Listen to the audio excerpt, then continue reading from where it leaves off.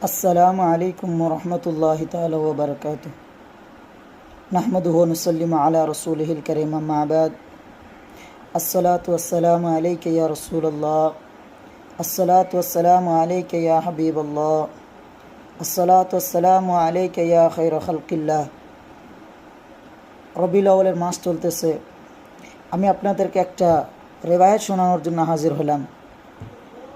রিওয়ায়াতটি হলো, রুবিয়া আন্না আমিনাতা রাআত হিনা ওয়াদাআতহু সাল্লাল্লাহু আলাইহি ওয়াসাল্লাম নূরান আযাআ লাহু কুসুরু বুসরা মিন আরদি শাম।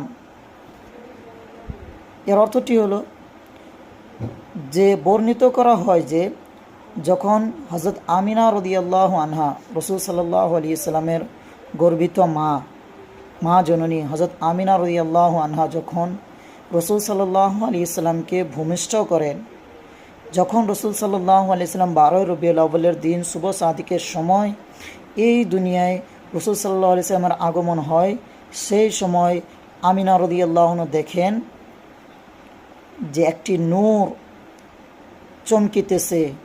সেই নূরটি কারে কারে চমকিয়ে দিয়েছে? আমরা জানি শাম দেশের যেটা মহল ছিল, শামের যে বাদশাহ ছিল, আর যে শামের যেটা বাদশাহ ছিল, বাদশার একটা মহল ছিল, একটা বড় বড় একটা বিল্ডিং ছিল, সেই মহলের কি করতে একটা নূর চমকিতেছে।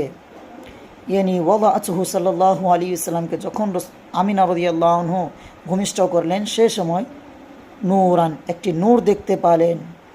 ও নূরটি কী করেছে? আযাআ লাহু কুসুরু বুসরা মিন আরদি শাম, যে সেই নূর থেকে রসুল করিম সাল্লাল্লাহু আলাইহি সাল্লামের নূর দিয়ে এই আর যে শামের মধ্যে যে একটি মহল আছে, সেই মহলটি চমকিতেছে। আমাদের রসুল সাল্লাল্লাহু আলাইহি সাল্লাম আসার সময়